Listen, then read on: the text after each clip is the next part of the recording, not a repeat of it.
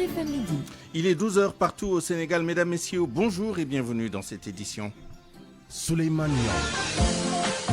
À la une de l'actualité, la crue du fleuve Sénégal qui continue de gagner du terrain. Après plusieurs localités du Dandemayo, Matam, la capitale régionale envahie par les eaux, une association locale annonce une plainte contre le gouvernement pour non-assistance à population en danger. Inondation toujours, plusieurs familles déplacées dans de nombreux quartiers de Saint-Louis et puis les appels à la solidarité se multiplient, dont celui de la plateforme des femmes pour la paix en Casamance. Nous ferons route vers Diamniadio où se tiennent à partir de ce lundi les états généraux des transports publics. Nous irons à Kaolack où les transporteurs du garage Nioro attendent avec impatience. Bougane Gueye Dany déféré au parquet de Tambacounda ce lundi. Nous serons en direct avec notre correspondant sur place et puis dans notre rubrique Point de vue, nous continuerons à parler des inondations dues à la crue du fleuve Sénégal. Nous débattrons notamment des voies et moyens pour s'adapter au changement climatique. À la mise en onde de cette édition, Alioune Ba.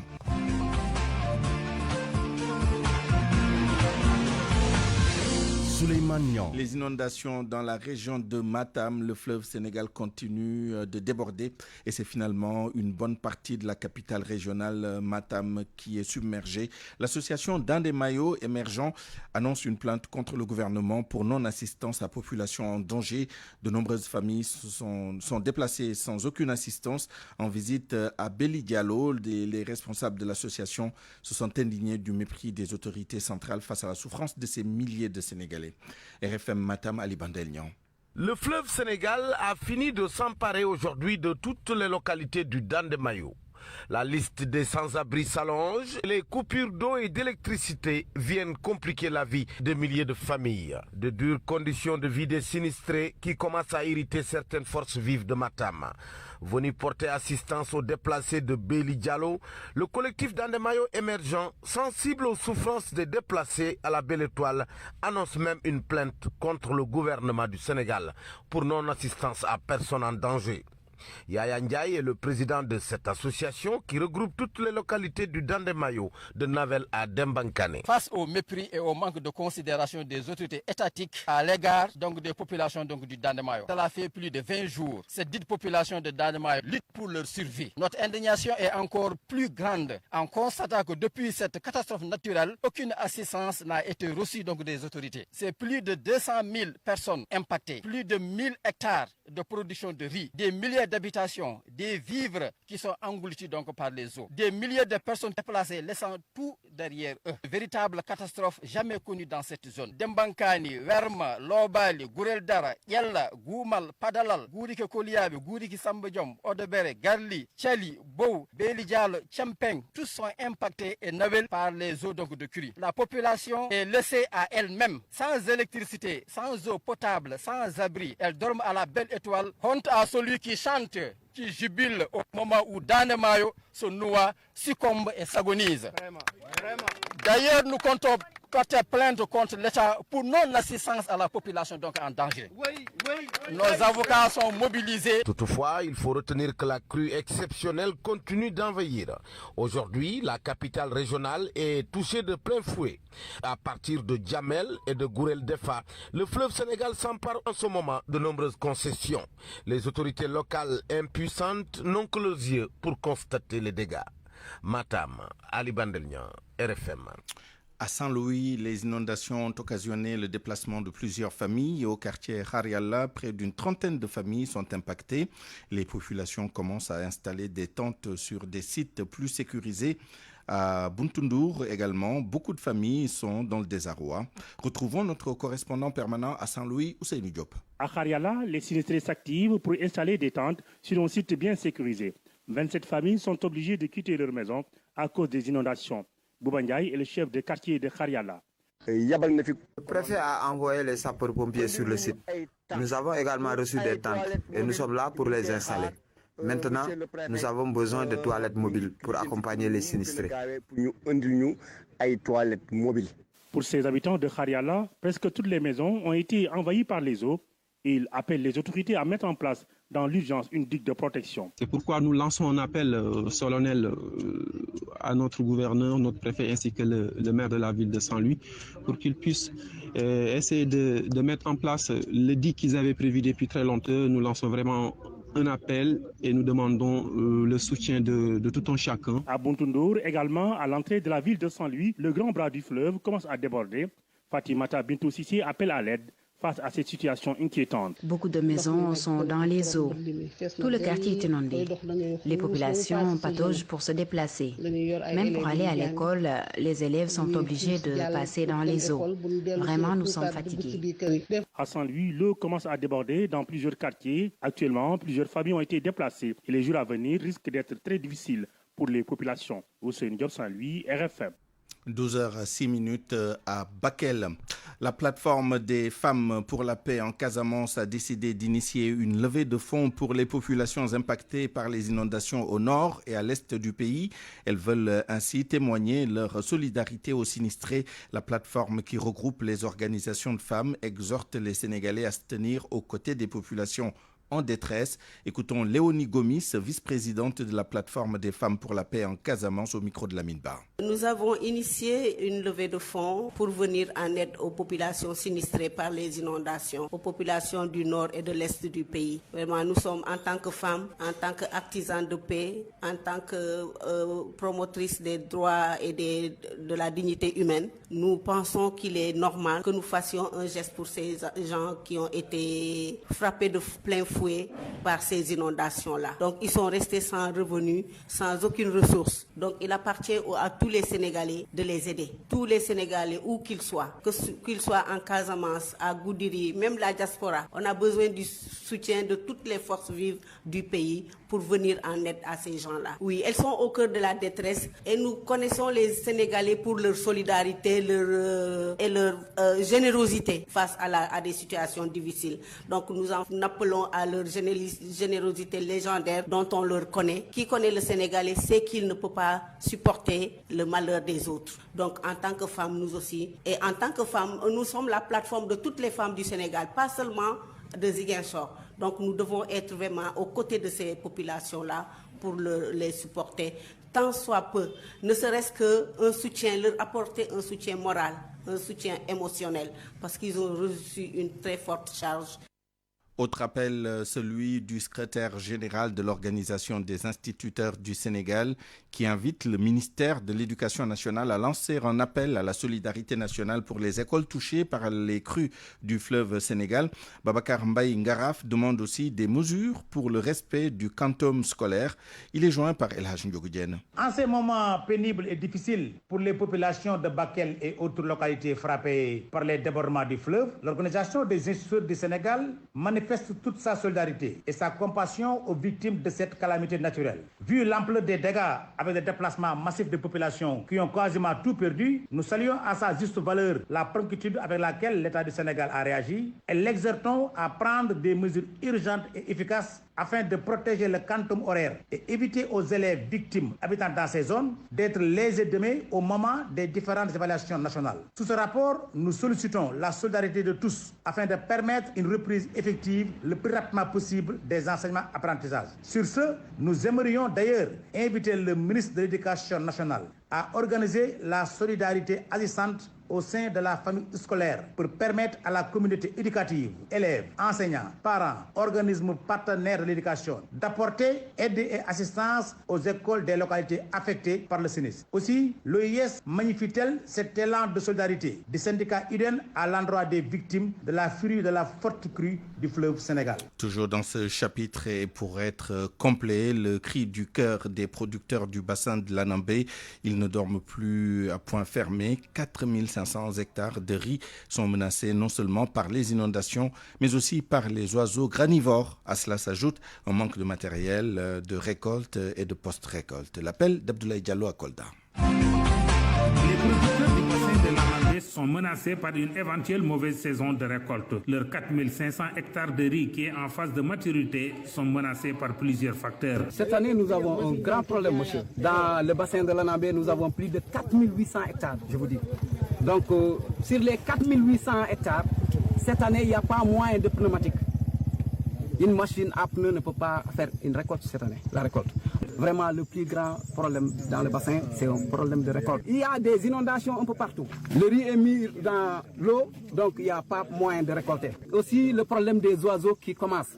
Donc, vous allez voir, le riz est déjà à maturité. Nous allons aller jusqu'à 2 mois sans récolter. Le remboursement de leurs prêts financiers auprès des banques pour la campagne agricole les préoccupe également. Parce qu'il y a des gens aujourd'hui qui sont allés faire des crédits à la banque. Il y a d'autres qui ont vendu leur bétail pour vraiment exploiter. Donc, ces derniers, aujourd'hui, s'ils ne récoltent pas, regardez les conséquences. Ils demandent de l'aide aux nouvelles autorités. Nous lançons un appel vraiment au gouvernement. Nous avons tout récemment parlé au ministre de l'Agriculture, mais on sait que vraiment, la situation, vraiment, elle continue de s'aggraver. Donc, vraiment, nous demandons au président de vraiment jeter un coup d'œil sur le bassin de l'Anambé. Nous sommes la 2e zone d'agriculture dans le Sénégal. Il faut que le gouvernement veille sur le bassin de l'Anambé. Les producteurs semenciers qui sont parmi eux saisissent cette occasion pour réclamer à l'État le paiement de leurs bons impayés. RFM Kolda, Abdoulaye Diallo. RFM, partout. Tout le temps. Bougane Gueye Dany attend d'être déféré ce lundi devant le procureur de Tambacounda.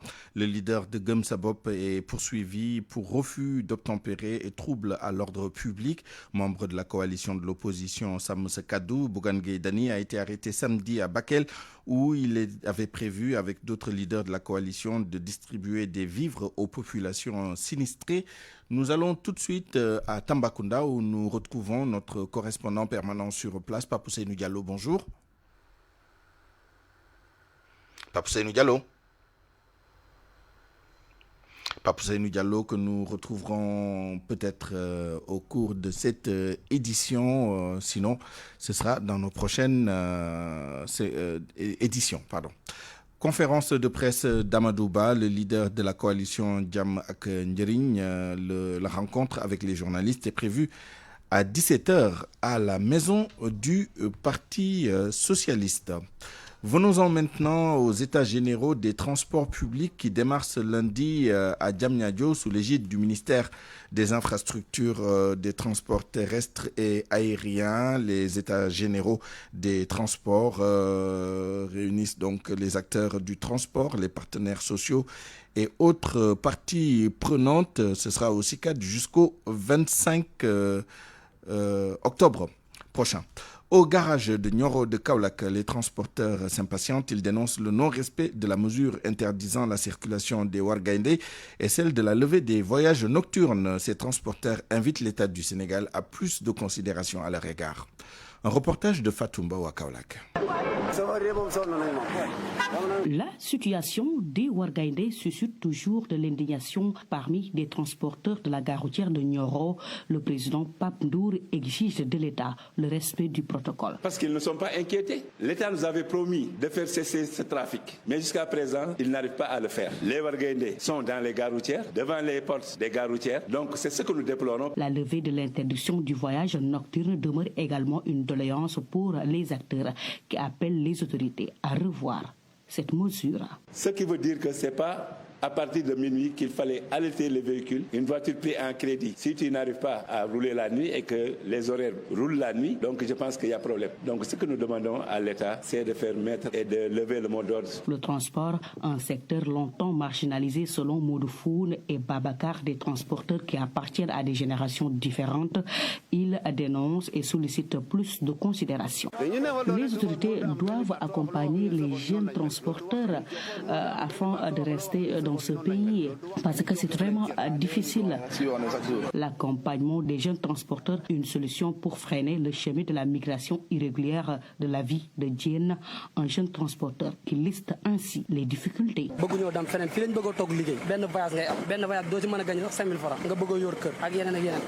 ainsi réguler le secteur du transport, l'État organise ce 21 octobre les assises du transport, une rencontre qui suscite beaucoup d'espoir chez certains transporteurs, notamment ceux du garage Nioro, pour alléger leur souffrance. Fatoumbo Kaolack, Radio Futur Média. États généraux de l'industrie et du commerce la semaine dernière. D'autres concertations donc à partir d'aujourd'hui avec les acteurs du transport. L'objectif principal de ces conclaves est de recueillir les avis et propositions et autres recommandations pour influer positivement sur le devenir du Sénégal.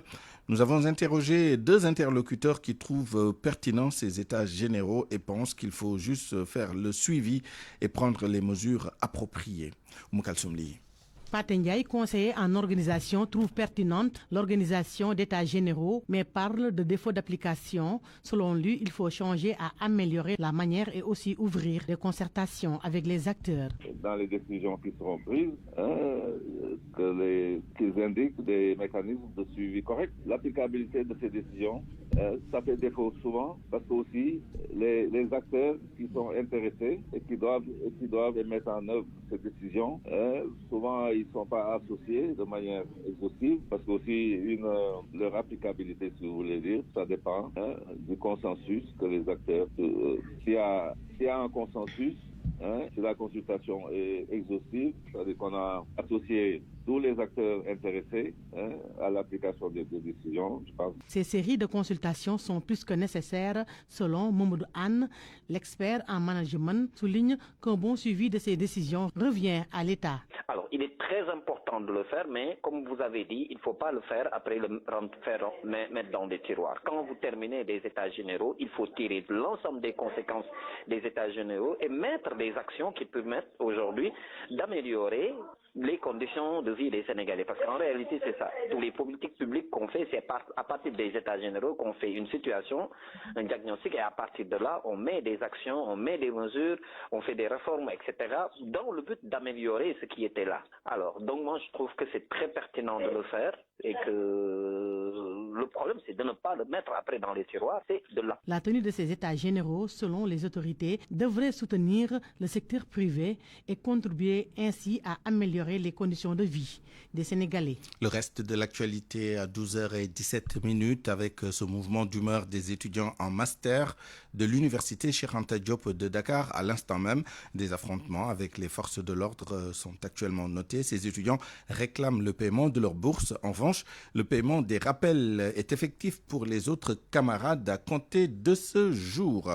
Ce mot d'ordre de grève de 48 heures, le mercredi 23 et le jeudi 24, le syndicat autonome de l'enseignement supérieur, le SAES, exige l'application du décret modifiant le décret numéro 2020-1788 portant création d'une allocation spéciale de retraite au profit des enseignants et chercheurs titulaires des universités. Selon le SAES, le décret a été examiné et adopté avant le nouveau régime en même temps que la loi d'amnistie. Le voici David Célestin Faye avec Koumassa Faye. Donc le mercredi 23 et jeudi 24, pour alerter sur une situation qui perdure, la non mise à disposition du décret modifiant le décret 2020-1788 du 23 septembre 2020. Donc c'est le décret créé l'allocation de retraite pour les enseignants. Donc ce décret a été adopté, examiné en Conseil des ministres depuis le 28 février 2024 et ce décret-là est perdu par magie, on ne le voit pas. Donc la question qu'on se pose, c'est dans un pays normal comme le Sénégal, comment un décret examiné et adopté en Conseil des ministres peut bien disparaître. Et ce décret-là, c'est pour venir à bout d'une injustice faite aux familles des enseignants décédés, puisque en fait ces familles-là ne reçoivent pas la pension de réversion, parce que les anciens ont accepté d'augmenter leur cotisation pour la retraite, mais aussi d'accepter le régime complémentaire de retraite, mais aussi d'augmenter le temps de travail de 20% sans rémunération supplémentaire. Et normalement, quand quelqu'un décède, conformément au code des pensions de la loi 81-52, on doit reverser une partie de la pension aux ayants cause, c'est-à-dire que les veufs ou veuves des familles des collègues décédés, mais aussi des enfants qui ont moins de 21 ans. Ça, c'est la loi qui le dit. Et tout ce qu'on demande, c'est que ce décret soit mis à disposition et depuis 6 mois en alerte. Donc le FES ne peut plus attendre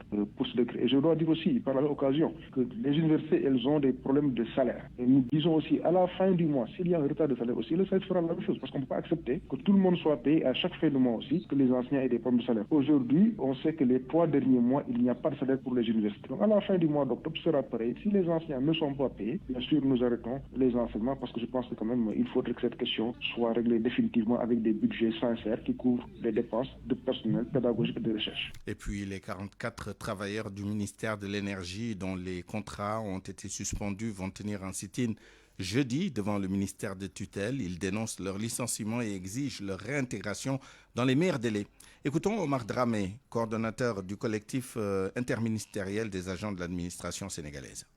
Chaque contexte de ce combat prendra en compte un plan d'action déjà mis en place. Et ce sitting va montrer à l'opinion nationale et internationale que ces travailleurs ont vu injustement leurs droits bafoués, ce qui est inadmissible et inacceptable dans un pays de droit comme le Sénégal. Nous avons opté pour le dialogue et nous allons poursuivre à dialoguer. C'est pourquoi depuis lors, nous n'avons intenté aucune action judiciaire au niveau des services compétents. Nous interpellons le ministre de tutelle, en l'occurrence Birame Souleye Diop, non seulement de procéder immédiatement au paiement de retard de salaire et des fonds communs de ces travailleurs, mais aussi de le reprendre tous sans condition. Estimons que le dialogue est la meilleure des solutions pour trouver des remèdes à ces difficultés. Mais nous ne pouvons pas comprendre l'entêtement du ministre qui n'a depuis lors fait aucune action dans le sens de s'asseoir autour d'une table avec ses travailleurs. C'est pourquoi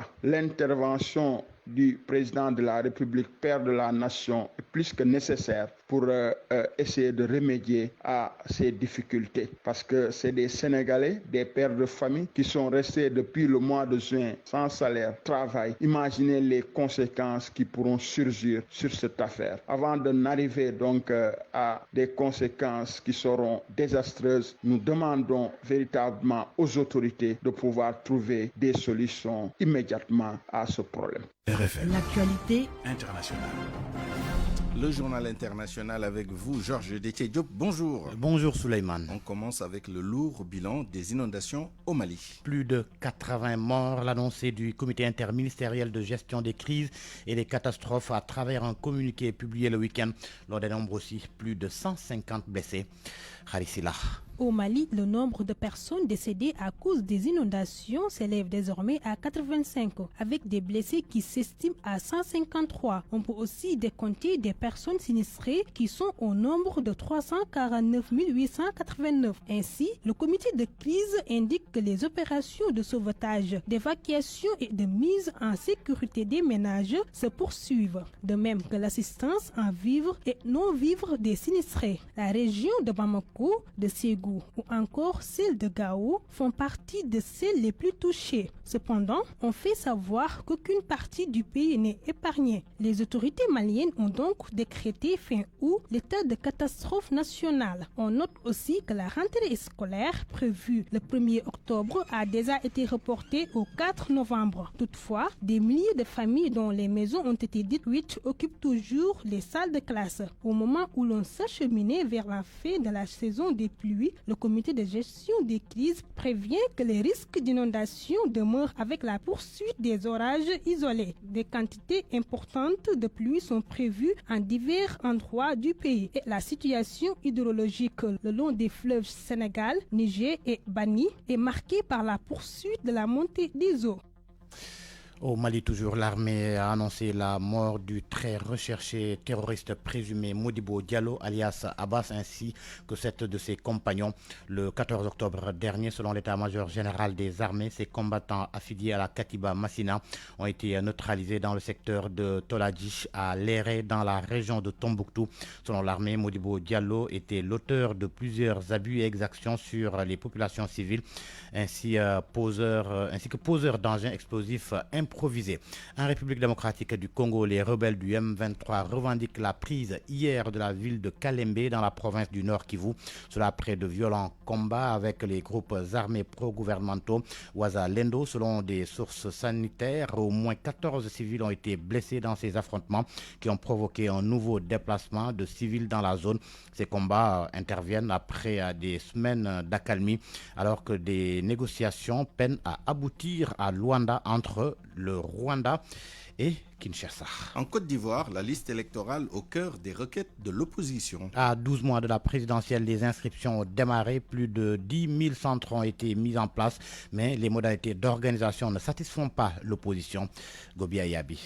À Abidjan, tout comme dans les villes de l'intérieur du pays, l'opération conduite par une équipe de 3 agents déployés dans les centres d'enrôlement connaît un début timide mais pourrait enregistrer une affluence dans les prochains jours. Lors du lancement officiel de l'opération, le président de la commission électorale indépendante a indiqué que pour être électeur lors de l'élection présidentielle d'octobre 2025, il faut être ivoirien, âgé de 18 ans, jouir de ses droits civiques et politiques et être inscrit sur la liste électorale. Mais cette course aux inscriptions démarre dans un climat politique tendu. Les partis d'opposition ont déjà commencé à fustiger une liste électorale selon eux gangrénée par des irrégularités flagrantes et une période de révision trop courte. C'est d'ailleurs le seul point sur lequel ils parviennent à s'accorder. Pour rappel, le 21 septembre dernier, 15 d'entre eux, dont le PDC et le COGEP, ont signé une déclaration commune à Beaunois, dans le sud-est du pays, fief de Simone Gbagbo, à l'initiative de ce rapprochement. Le test appelle à l'ouverture d'un dialogue inclusif avec les partis d'opposition et la société civile afin de corriger les défaillances d'un système électoral source majeure des conflits sociopolitiques en Côte d'Ivoire depuis 2000. L'opération se déroule sur toute l'étendue du territoire national du 19 octobre au 10 novembre 2024. Gobia Yabi, Abidjan, RFM. Et puis la guerre au Proche-Orient, Israël multiplie les raids au Liban et à Gaza. Les forces israéliennes ont fait exploser ce lundi des habitations et ont assiégé des écoles et des refuges pour déplacer dans la bande de Gaza.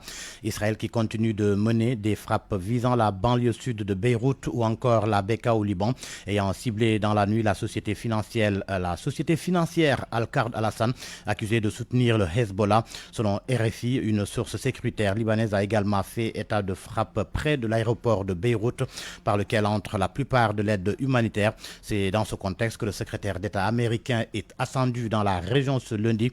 Jusqu'à vendredi, Anthony Blinken se rendra en Israël et dans plusieurs pays arabes pour tenter à nouveau d'obtenir un cessez-le-feu dans la bande de Gaza après la mort du chef du Hamas. La Turquie, pour terminer, la mort du prédicateur Fethullah Gülen. Selon la télévision publique turque, il est décédé aux États-Unis à l'âge de 83 ans. Il résidait en Amérique depuis un quart de siècle. Fethullah Gülen était accusé par Ankara d'avoir ourdi une tentative de coup d'État en Turquie en juillet 2016. Merci Georges. Parole aux auditeurs. L'actualité, qu'en pensez-vous? Moi, je pense que vous devez. Réagissez dans nos éditions d'information sur l'actualité. Bonjour. Du lundi au vendredi, vous avez la parole sur RFM.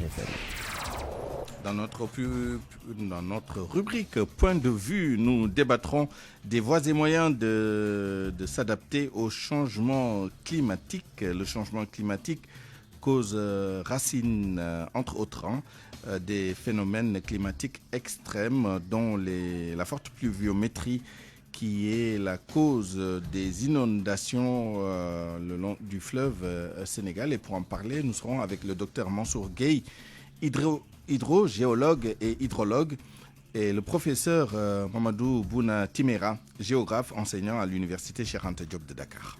RFM Sport. Le journal des sports avec vous, Malal Junior Diagne. Bonjour. Bonjour Souleymane. Coupe d'Afrique de beach soccer, le Sénégal signe sa première victoire en Égypte. Les Lions du beach soccer ont battu le Malawi tout à l'heure sur le score de 6-1. Une première victoire dans cette Coupe d'Afrique des Nations après la défaite d'hier face à l'équipe de la Mauritanie 5-2. Réaction de satisfaction et de motivation dans les rangs de l'équipe nationale du Sénégal. Sodecham est sur place. Après une entame de compétition possible, les Lions du Sénégal ont su se rattraper lors de cette deuxième journée. Les protégés de Omar Ngalassila ont battu le Malawi par 6-1. Le sélectionneur souligne qu'il faut continuer dans cette lancée, tout en sachant qu'il fallait coûte que coûte gagner aujourd'hui. Il fallait qu'on travaille le mental. Hier, après la défaite, il fallait faire une longue réunion avec tous les staffs, les joueurs. Après voilà, aujourd'hui, il fallait venir avec un autre mental. On s'attendait à un match difficile au début. On jouait contre le vent. Alhamdoulilah, on a marqué très tôt. Et après, il fallait contrer la première mi-temps. Et après, la deuxième mi-temps, on a déroulé. Et la troisième mi-temps, vous avez vu, c'est regrettable qu'on a pris un but comme ça. Le focus au match de demain, Inch'Allah. Meilleur buteur de l'édition précédente, Seydina Mandione Laye Diagne, a montré la voie contre le Malawi en ouvrant le score. Il magnifie cette victoire. démb ñëw nañ am défaite ñu concentré waat tamit gëm ne dañ koy def te tey ñëw nañ concentré wu si match bi gagné ñu concentré wu demee inchallah pour gagner ko pour jéem a qualifier te inchallah dinañ ko def. Les autres buteurs de la rencontre sont Sanoulaye Thiaw qui a réalisé un doublé et Seydina Mam Alassane Laye Gadiaga qui a réalisé un triplé et nommé homme du match. Bon, ça me fait vraiment plaisir d'être l'homme du match et je dis aussi ce n'est que le début. Soda Thiam, Hurghada, Égypte, Radio Futur Média. Le Maroc a battu également l'équipe du Ghana sur le score de 5-2. Le Maroc qualifié pour les demi-finales. Mozambique va jouer contre la Mauritanie après la rencontre Sénégal-Malawi. Ligue 1 sénégalaise de football, les attaquants ont fait mal aux défenseurs adverses. Avec plusieurs buts marqués pour les 8 rencontres de cette première journée de Ligue 1 sénégalaise, Koumba Sandiane Faye nous fait le résumé. Pour cette première journée de Ligue 1 sénégalaise, les canonniers ont fait parler la poudre à 20 reprises sur les 8 rencontres qui se sont jouées ce week-end. Les pensionnaires de l'équipe de Dakar Sacré-Cœur ont marqué le plus grand nombre de buts, 4 contre AS Pikine, qui a réussi tout de même à réduire le score en marquant un seul but lors de cette rencontre. À noter également le succès du champion en titre Teungueth FC qui, à domicile, s'est imposé devant le promu HLM sur le score de 2-1. Les insulaires de l'US Gorée ont obtenu leur première victoire de la saison en battant par 3-1 l'autre promu Oslo. Le Jaraaf de Dakar, seule équipe africaine de la Ligue 1 sénégalaise, a bien démarré également sa nouvelle saison. Les Verts et Blancs de la Médina ont pris les meilleurs sur les Grenats de Génération Foot avec une victoire sur un score de 2-1. Pour cette première journée, 3 rencontres ont été sanctionnées par un score nul, à savoir Linguère face à Diamono de Fatick et GFC face à US Ouakam avec un score d'un but partout. Seule la rencontre Casasport contre Sonacos n'a pas enregistré de but. Koumba Sandiane Faye pour terminer Souleymane avec cette décision de la Fédération sénégalaise de football de reporter à une date ultérieure le début du tournoi de l'UFOA A pour les U17. Les compétitions étaient prévues cet après-midi avec des rencontres comme Sénégal-Mali à 15h puis Libéria-Gambie à 18h, mais la programmation a été annulée du fait d'un recours de l'équipe guinéenne pour contester les résultats des tests IRM qui ont été effectués sur les joueurs pour déterminer si oui ou non ils ont 17 ans. Il va falloir donc avoir notre avis avant de reprogrammer cette première journée. Merci, Malal Junior Diagne. RFM, reportage. Le reportage du jour sur la crise à E-Media Invest. Les agents ont décidé d'observer une grève d'une semaine renouvelable. Ils sont restés 5 mois sans percevoir leur salaire. Ils ne comptent pas retourner à leur travail si la direction ne règle pas le problème. De son côté, la direction dit prendre acte de cette radicalité et affirme que son objectif, c'est de gérer au plus vite cette situation indélicate. Et tout est fait pour un retour à un climat plus serein. Nafissatou Silla. Bientôt 5 mois que nous n'avons pas reçu nos salaires, pas un rond à la fin du mois. Et donc, la plupart des activités à l'arrêt. Les agents de médias trouvent cette situation intenable. Mohamed Kandji, le secrétaire général de la section Simpix de médias. On a beaucoup dialogué avec la direction générale, mais qui continue quand même à faire la sourde oreille. C'est pourquoi on a décidé de cesser toute activité, parce que nous n'avons plus les ressources nécessaires pour vraiment exécuter notre travail. Le droit du travail dit clairement que sans travail, sans salaire, oui, mais sans salaire aussi, pas de travail. Et nous vivons cette situation depuis plus de 4 ans. D'abord, c'était des retards de salaire. Maintenant, on en est aux arriérés de salaire. Cependant, il reste ouvert pour encore des discussions. Vous savez, le journaliste, déjà, il ne gagne pas beaucoup ici au Sénégal. Maintenant, il reste 5 mois, surtout dans ce contexte difficile. Et la solution, elle est simple, c'est de payer vraiment les agents parce que c'est notre droit le plus absolu. La direction, pour sa part, dénonce cette radicalité qui, selon le directeur de communication, détériore l'image du groupe. Mamadou Ndiaye. On connaît la situation de l'ajustement de l'entreprise. Mais maintenant, c'est la sévérité de la conjoncture et de la situation qui prévaut qui fait que sans doute ils en ont arrivé effectivement à cette radicalité-là. Nous le déplorons, le regrettons fort bien parce que quand même, c'est des gens responsables, c'est des journalistes compétents, c'est des talents, mais en même temps aussi, c'est des gens de bonnes intentions. La direction rassure, les fils du dialogue ne sont pas encore rompus et il n'y aura aucune représaille. Mamadou Ndiaye. On va s'organiser, n'est-ce pas, quand même pour ouvrir donc les habituels entretiens que nous avions avec les représentants du syndicat. Mais nullement, il n'y a pas de crier tous les doigts que peut-être il y aura des représailles, sauf maintenant à se rendre coupable effectivement de faute lourde, et je crois que peut-être Le groupe E-Media Invest vit une situation inédite selon lui, mais il met tout sur le dos de la conjoncture et des conséquences de la pandémie à Covid-19. Autoroute de l'avenir et ses stickers rapido. AAS, Association des assureurs du Sénégal. vous offre votre revue de presse. La revue de presse avec Mohamed Ali Mouba.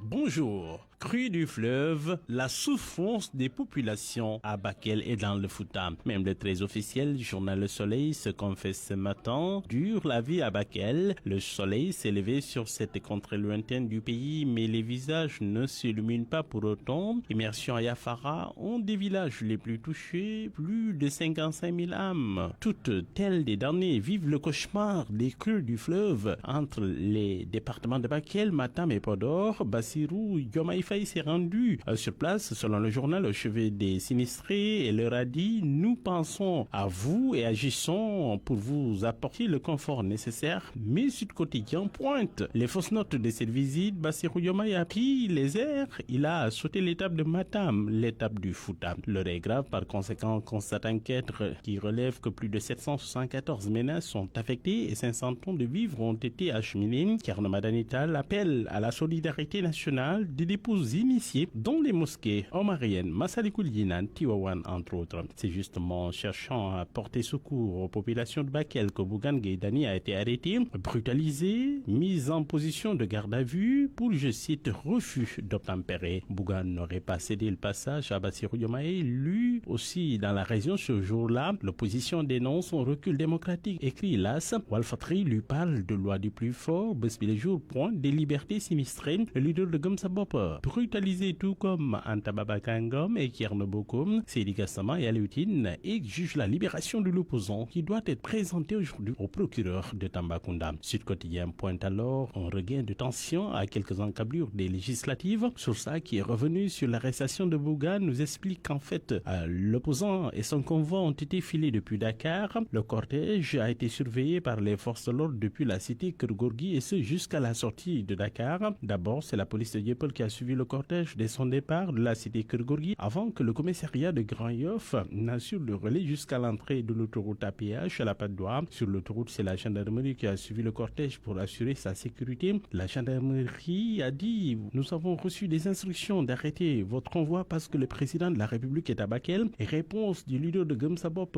repris par le journal « Dites à vos supérieurs que Bougane sera bel et bien à Bakel. » Et ce qui devait arriver donc arriva. Le quotidien constate cette arrestation qui détruit le buzz de la mobilisation de Dakar Arena. Sonko et compagnie collectent Bougane qui écope. L'intellectuel Amadou Anne en profite pour critiquer Ousmane Sonko et son Dakar Arena. Il écrit que Bakel allait plonger dans les eaux parmi lesquelles ceux des mères au visage noyé de larmes devant le désarroi de leur progéniture. Des enfants sont réduits à errer dans une zone coupée du reste du monde faute de pouvoir aller à l'école. Ils ont tout vu du show indécent de Dakar Arena et ne l'oublieront jamais. Pendant qu'ils souffrent, d'autres festoient. Il faut avoir un immense culot pour un jour oser faire le récit de l'unité nationale aux citoyens de Bakel et du Fouta. Et la gauche sénégalaise dans tout ce drame, notamment celle qui est tombée en ruine morale à force d'opportunisme et de calcul, s'interroge le commentateur, celle qui a juré de défendre les outragés au nom de l'universalisme du genre humain. On en déplace à squatter, ils ont expulsé le peuple de Bakel, de Matam, de Podor, de Kédougou, de leur champ de vision de l'humanité. Et l'histoire retiendra que le 19 octobre, pendant que des milliers de Sénégalais souffraient dans leur chair, eh bien, les privilégiés se pavanaient au meeting de la honte. Il faut violemment détester son pays pour l'oser. Commentaire de Sucré Salé, le billettiste du quotidien. Eh bien, les politiciens songent, mais rien ne songe véritablement. Le pauvre électeur pourra toujours prendre son mal en patience et croire que sa carte lui apportera enfin le bonheur après l'élection. À la une du journal Source A, Abdoulaye Sylla, le chef de file de la coalition Andebestal Sénégal, au sujet des législatives du 17 novembre, il dit que ce sera un second tour de la présidentielle. L'État ne peut pas créer des emplois, donc les promesses faites à la jeunesse sont erronées. C'est plutôt le secteur privé qui crée de l'emploi. Je suis pragmatique et maîtrise ce que je fais. Mon objectif, c'est bâtir un nouvel hémicycle, former des députés pour le peuple. Et puis dans Bés Bi Le Jour, incident du vol Delta Airlines à AIBD, 216 passagers échappent de peu à la catastrophe. Le journal relève que samedi matin, un avion de Delta Airlines n'a pu décoller pour des raisons techniques. Dans un communiqué, le ministère en charge des transports aériens a confirmé l'incident et a fait des précisions à lire dans le journal Bés Bi Le Jour. Bonne nuit à tous. Autoroute de l'avenir et ses stickers rapido. AAS, Association des assureurs du Sénégal. vous ont offert votre revue de presse. Parole aux auditeurs. L'actualité, qu'en pensez-vous? À 12h40, bienvenue dans notre rubrique Point de vue. Nous allons parler des inondations dues à la crue du fleuve Sénégal et nous allons en particulier débattre des voies et moyens pour s'adapter au changement climatique. Et pour en parler, nous sommes en ligne et en direct avec le docteur Mansour Gueye, hydrogéologue et hydrologue. Docteur Gueye, bonjour. Alors, docteur Gueye, que nous allons peut-être retrouver tout à l'heure, est-ce que le professeur Mamadou Bouna Timéra est avec nous? Bonjour, monsieur Timéra. Bonjour. Vous êtes géographe, enseignant à l'université Cheikh Anta Diop de Dakar. Je vais commencer avec vous pour déjà réagir à l'actualité. Nous avons entendu notre correspondant tout à l'heure à Matam nous dire que les eaux continuent à envahir l'espace habité par les populations, notamment dans la capitale régionale Matam. Le docteur Mansour Gueye se prononcera peut-être sur la question aussi tout à l'heure. À quoi faut-il s'attendre? Jusqu'où peuvent aller jusqu'où peuvent aller ces inondations au regard de la situation globale dans notre région et de la dynamique du fleuve? Alors, ces inondations vont faire très mal. Parce que les populations ne sont pas préparées. On n'est pas préparé du tout à ces phénomènes-là, et justement qui sont liés au changement climatique. On va y revenir. Mais il faut savoir que ces phénomènes-là résultent de plusieurs facteurs. Hein. Si vous voulez, on peut rapidement les développer. D'abord, les facteurs hydrologiques. Hein. Il y a eu beaucoup de pluie et à l'amont du fleuve Sénégal, et beaucoup de cours d'eau se sont remplis et se sont déversés au niveau de la vallée du fleuve Sénégal, et ça a justement favorisé ces inondations. Donc on met en premier lieu les lâchers au niveau du barrage de Manantali, mais en réalité, ce n'est pas que ça. Il y a justement... Il y a une cause racine un peu plus profonde. Vous êtes géographe, hein, on va peut-être essayer de savoir avec vous comment cette situation va évoluer au plan spatial. C'est-à-dire, quelle est la configuration du terrain et qu'est-ce qu'on peut tirer comme enseignement et quelles sont les anticipations à faire par rapport justement à l'évolution de ce phénomène d'inondation de crue du fleuve? C'est ça. En fait, la configuration du terrain, il faut savoir que dans cette partie-là du fleuve Sénégal, les villages étaient perchés sur les bourrelets à partir d'un certain moment face à l'érosion de la vallée du fleuve Sénégal et le développement démographique, l'essor démographique. Les populations ont habité dans les cuvettes, dans la plaine de ce qu'on appelle dans la plaine de décantation. C'est pourquoi il est très difficile de prévoir ces inondations-là, puisque les populations habitent actuellement dans les zones de dépression. Ce qu'il faut faire, c'est justement de sensibiliser, de changer de paradigme, de penser le changement climatique non plus dans les instances internationales, dans les conférences internationales, mais de sensibiliser les populations sur ces changements climatiques-là, sur le danger que ces phénomènes-là peuvent provoquer. Il faut carrément aller dans le sens d'une éducation au changement climatique. Comme on disait à l'époque, penser global et agir local. Alors, nous avons été rejoints par le docteur Bassirou Gueye et non Mansour Gueye. Docteur Gueye, bonjour. Bonjour, M. Nian, c'est Mansour Gueye. Mansour Gueye. Oui, c'est Mansour. Mansour, c'est bien Mansour Gueye.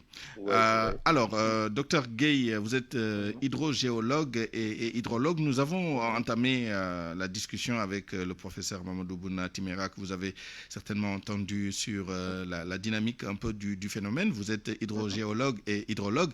On va avancer peut-être sur cette réflexion avant d'entamer l'échange sur les changements climatiques pour essayer de voir au-delà du constat justement de la situation sur place, l'occupation de l'espace par les populations, des espaces inondables. Aujourd'hui, comment sortir de cette situation? Quels sont les voies et moyens pour évacuer l'eau après la crue, parce qu'on devra penser au lendemain, l'eau va rester, ne va peut-être pas retourner dans le fleuve. Comment traiter cette eau-là qui a déjà inondé les cuvettes et les zones basses? Bonjour, je salue tous les auditeurs et auditrices de la RFM et également le professeur Timera de l'intervention pertinente qu'il a faite. Et je pense que comment évacuer l'eau, c'est de déclencher par exemple des plans hors sec qui pourraient vraiment de pompage aider les populations à pomper l'eau, essayer de faire un retour un peu parce que l'eau se trouve dans les cuvettes. Donc là, je pense que c'est des zones, c'est des plaines inondables. C'est des plaines inondables, donc naturellement, quand le fleuve déborde, le fleuve se déverse dans ces plaines-là. Donc d'ailleurs, même c'est très difficile quand même, ça va être difficile de pomper, ça va être difficile de pomper, parce que c'est des zones naturelles. Donc moi, ce que je préconise, c'est qu'on ait une bonne cartographie. Et l'État a des services compétents pour ça. Je pense au centre de suivi écologique. Il me semble que ce travail a déjà été fait par l'Agence nationale de l'aménagement du territoire. Oui, et vous avez même le centre de suivi. Vous avez même le centre de suivi écologique. Exact. Vous avez la DGPRE qui fait un excellent suivi du plan d'eau et du cours d'eau au niveau des stations de Matam, de Bakel et Podor. Et qui avait déjà émis le dépassement de la cote d'alerte depuis le 23 septembre. Donc je pense qu'il faut que les gens quittent le lit majeur du cours d'eau. Parce que ce qu'on dit des inondations, moi je suis perplexe avec ce terme d'inondation-là, parce que ce sont les gens qui sont allés s'installer au niveau du lit majeur. Alors que tout le monde sait que le lit majeur, c'est la zone, et c'est le déversoir, c'est-à-dire c'est la zone que les eaux vont occuper en cas de crue. En cas de crue. Et également, comme le professeur l'a dit, il y a des phénomènes qui se sont conjugués, qui ont abouti à ces inondations-là. Vous avez les lâchers au niveau de Manantani, mais également vous avez une augmentation de quantité de pluie reçue au niveau du haut bassin. Ce qui nous amène à parler justement du changement climatique, et je vais redonner la parole au professeur Mamadou Bouna Timera. Est-ce que justement, on sait que le phénomène auquel nous assistons est en bonne partie expliqué par ce changement climatique, reste la question de l'adaptation. Comment vivre avec cette tendance lourde qui n'est pas près de s'inverser, avec des phénomènes climatiques extrêmes un peu partout en Afrique? On a vu des pays plus touchés par la sécheresse que par les inondations, mais en Afrique de l'Ouest, beaucoup de pays touchés par ces inondations, le Mali, le Niger, le Nigeria et bien sûr le Sénégal. C'est ça. Je pense que comment vivre avec ce phénomène-là, il faut le connaître d'abord. C'est ce que je disais tout à l'heure. Le connaître, c'est justement changer de paradigme, débattre du changement climatique au niveau des écoles, donc faire du changement climatique un objet scolaire, débattre du changement climatique au niveau des familles, donc faire du changement climatique une question sociale qui est abordée un peu partout, et les populations sont sensibilisées en ce moment-là. Les populations peuvent prendre des mesures idoines pour prévenir ces phénomènes-là qui sont brusques et qui sont de grande ampleur. Il y a également l'articulation des échelles, c'est-à-dire qu'on ne peut pas agir à l'échelle internationale sans une coordination avec l'échelle nationale, avec l'échelle régionale et l'échelle locale.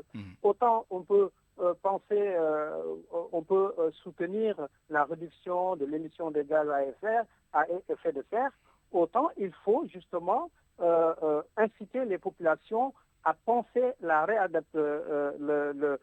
l'habiter, la manière d'habiter. Comment est-ce qu'on peut habiter dans un contexte de changement climatique? Ça, c'est une réflexion qu'il faut mener auprès des populations pour que les populations soient sensibilisées à cette question-là. Merci. Docteur Mansour Gueye, vous avez entendu le professeur Mamadou Bouna Timera, cette articulation. Quel rôle de nos États, justement, dans l'adaptation? Quelles mesures pratiques faut-il prendre pour se préparer à ce genre de phénomène et quand ils surviennent, comment faire face? Voilà, maintenant, je pense que il y a une tendance lourde d'une augmentation de la pluviométrie, ça tout le monde le sait. Donc on ne peut que s'adapter parce que cette tendance-là ne va pas s'inverser. Maintenant, il faut sensibiliser les populations, c'est-à-dire essayer de leur porter l'information que là, à un moment donné, on pouvait y élire domicile, mais maintenant, ce n'est plus possible. Il y a des zones où on ne peut pas continuer à habiter. Cela est valable pour la vallée du fleuve Sénégal, mais cela est valable également à Dakar.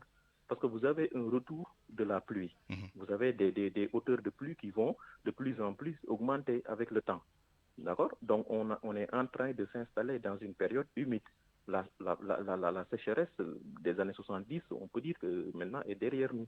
Donc de plus en plus, on aura des années pluvieuses.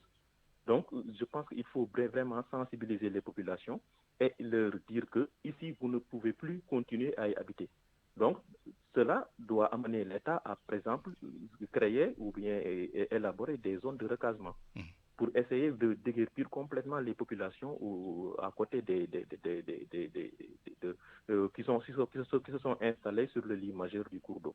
Merci. Donc il y a la sensibilisation, il y a également de créer des zones de recasement pour vraiment loger les populations, créer également de nouveaux quartiers ou bien vraiment de nouvelles agglomérations qui vont respecter une certaine distance par rapport au cours d'eau. Là-dessus, vous êtes tous les deux d'accord, entre autres points d'accord, la nécessité de mieux éduquer et de plus sensibiliser les populations. Merci à tous les deux, Dr Mansour Gueye, hydrogéologue et hydrologue, et professeur Mamadou Bouna Timéra, géographe, enseignant à l'université Cheikh Anta Diop de Dakar. Nous vous retrouverons tous les deux dans la partie Wolof de ce débat dans un peu moins d'une heure. C'est la fin de cette édition à 12h51, 52 minutes pour être plus précis. Je vous remercie de l'avoir suivi. Merci à toute l'équipe qui l'a préparé et réalisé. El Hadj Ndiogou Diène à la rédaction en chef d'édition Anna Rocha, à la mise en onde Alioune Ba,